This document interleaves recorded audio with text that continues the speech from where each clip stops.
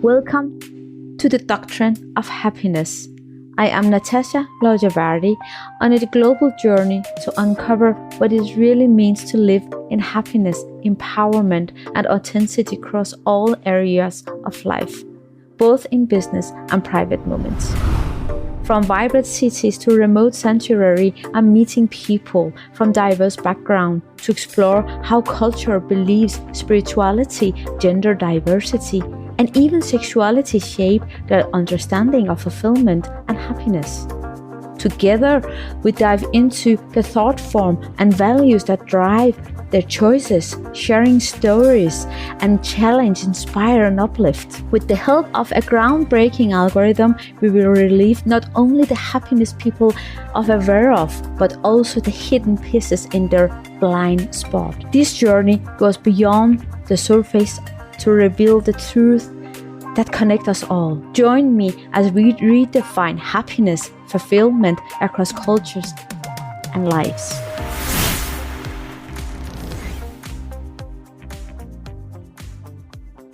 Welcome to Doctrine of Happiness. Here we are still in Upper Mustang in Lo Manthang.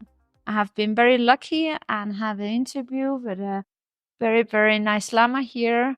And I will ask you to present the place and yourself, please. And my name is Dawatundup, and I have been here for 17 years. And this monastery name is Lo Manthang Tagarthijilning. Thank you very much. It helped me a lot because I would never say that name in 2 minutes. We are traveling around the world and trying to interview all kind of people. And it was very important to come here as well because I know you have a very good values and you trying to be an example for your culture, for your people, for yourself, for the God you worship. So what is happiness Happiness is, for you?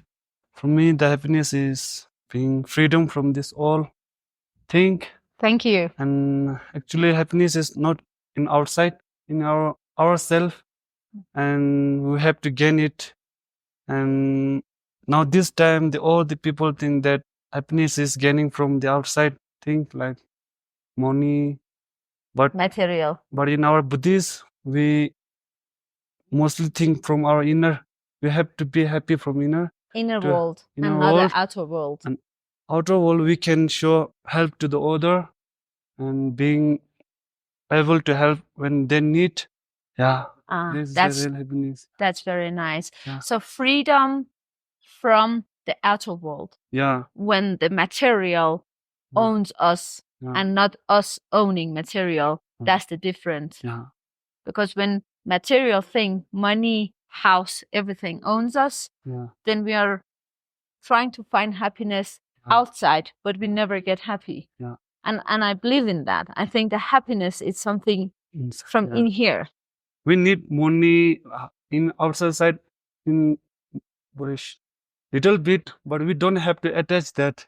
No. If we attach, then we will get very sad. Yeah. But we need some money to feed ourselves, to other. But mostly we have to think that real happiness in our heart. Is in our heart. Yeah. So how do you define the happiness in your heart? My heart, like being good karma. Good karma, yeah. And always thinking good about other, not thinking negative. So sending good energy to other people. And in yourself also. Also, yeah. Yeah. So think good about ourselves. Yeah. So be positive and good about ourselves. Yeah. That's self-love. Yeah. And the real happiness is like for us, I think that when we get enlightenment, like enlightenment is like when we abandon all the attachment, ignorance, anger, then we will get the real happiness. That's true. Yeah. So is it like getting rid of the anger, resentment, or trying to understand it and work with it to get happy? Yeah. Which one? Yeah. Is it to get rid of the anger or to work with it and be happy? Which one? I don't understand. Is it to, the anger, the resistment, and being bad to other people or thinking bad? Yeah. So how do you think you should get rid of it, or you think you understand it? You have to understand it, Yeah. and then we have to Get rid of it. Yeah. Ah, There is many practice that we have to do it. yeah. In practical. Yeah. Yeah. So then the enlightenment Yeah, you talk enlightenment. about. Yeah. How do you define enlightenment in your culture? Enlightenment in our culture is like being awakened from all the ignorance, anger, attachment, Wow. and his whole life will be served to all the human being inside the samsara. Yeah. I had a very nice interview with a lady that called here and asked to come if I could have an interview. And she told me about the equality here in Mustang. Everybody helps everybody, and it's like trading. If you have water, I have vegetable, and we help each other. Yeah. So it's a part of the enlightenment you talk There's about. many kind of things, but the most important is I told you. Yeah. These all are the good way, and it can help us from good karma. But in enlightenment, we have to be emptiness. We have to think emptiness. These are the in our way. There's two way. We call it sunam chopa and yishike chopa. And the sunam chopa is like you said that being giving to other. There's many things, and yishi means that always thinking there is emptiness, nothing. All thing is emptiness, like impermanent. Yeah. And what do you get in the emptiness when you clean your thought? And we are talking about the meditation and sitting and trying to disconnect from what's happening in the outer world. Yeah. So what happens when you get enlightenment? Like when you get enlightenment, I told you later that same like we all are far away from that anger, attachment, ignorance, and our heart is like open, all for the human being, animal kingdom, hungry ghost. And when you always think, they're always thinking about to helping other being, not for yourself. The ego. Yeah. So when you clear your mind, you work with your ego, because the thought, it comes from the ego. Yeah. And create a lot of noises. Yeah. And destroy the emptiness. Yeah. And from the emptiness, you send good energy, good positive. Yeah. That's the consciousness. Yeah. That you told me before the interview, helping animals. And what does animal mean for you? Animals nature means like the one who can, they are like same like us. In our, we call it semjin. Semjin means the heart. Yeah. Heart bonsai. All the object that have heart, we call it semjin. Because they have a purpose. Yeah, they can feel like when you hit them, they will feel a very pain. Bad. And when we help them, they will feel very good. Same like all of us. And we call it semjin. In Wheel of Life, there is 6 different type of different realm, like human, hungry ghost, hell, and animal, like Titan world and heaven. They all are being through suffering. We call it a semjin. They all are a semjin, like, and when you get past from that, then you are enlightenment.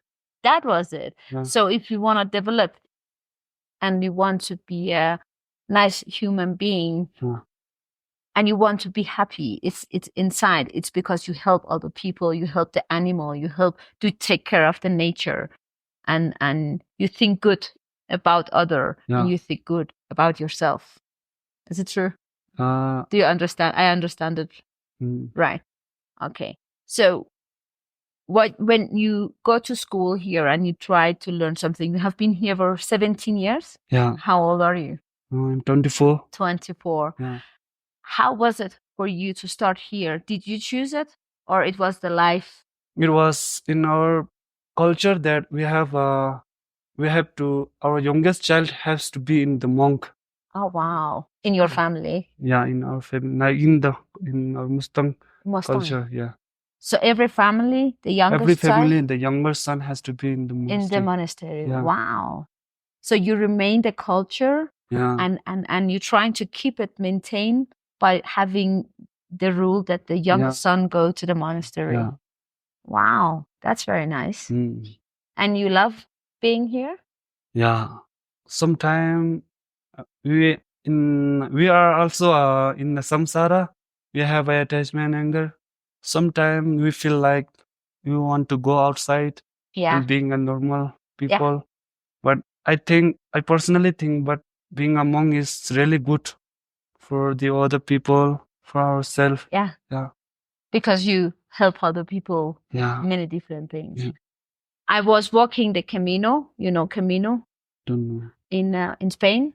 Spain. It's I met a monk from Nepal, Mm. and he has been walking for 2,000 kilometers. Mm. And I asked him why, and he said he was looking to be enlightened. Mm. And I told him, but you can't find the enlightenment on the road; it's inside. Then he packed his things and he came back to Nepal. Mm. And he told me he missed sometimes to being in the outworld, but he missed going back to be a monk. So he went back to the monastery to be a monk. So I think you're very honest, and thank you for that. That you said sometimes you like to be a part of the outer world, but you choose to be here. Yeah. So you choose the freedom not to being attached to things. But you can also practice Buddhist like freely inside the world. Yeah. But inside the world, there is one problem that we have to feed ourselves. Yeah. That is why we have to do work.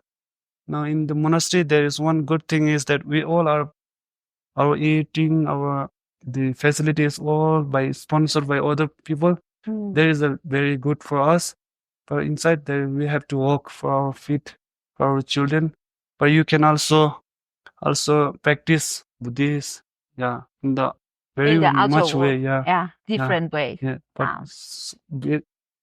little bit difficult in outside. Have you been outside here?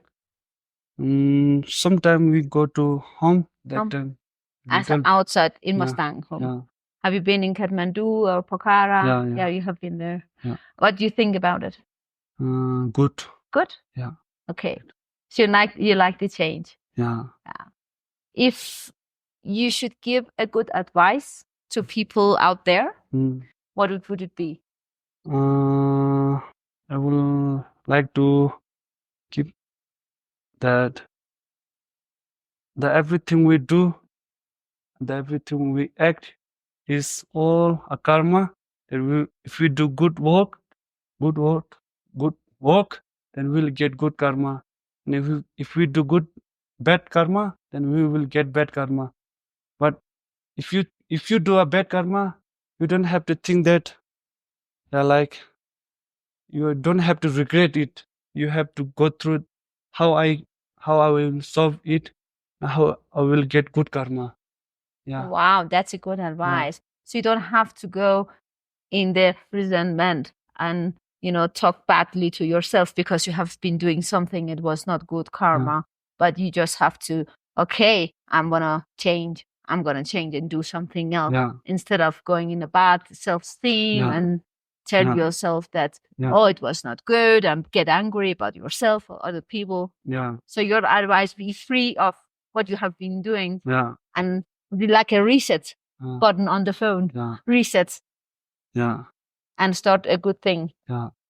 Okay. There is like a story before in the Shakyamuni time that one man he chose a wrong teacher. The wrong teacher gave him advice that you have to kill thousands men and you will get enlightenment. And he go through all the people he killed, and he killed 999. Then one person was missed. Yeah. And that time one person was his mother. Oh no. And that time Buddha came and give a lesson to him, and he also enlightenment. That is the way that we have to think. We don't have to regret our bad karma. We can solve it. and be through good karma. So we have to recognize Yeah, what we have been doing, yeah, learn from it, yeah, let go, yeah, and try to be a yeah, good person yeah. for us For us and for the other people. Yeah. Okay. At last, can you define what is good karma and what is bad karma?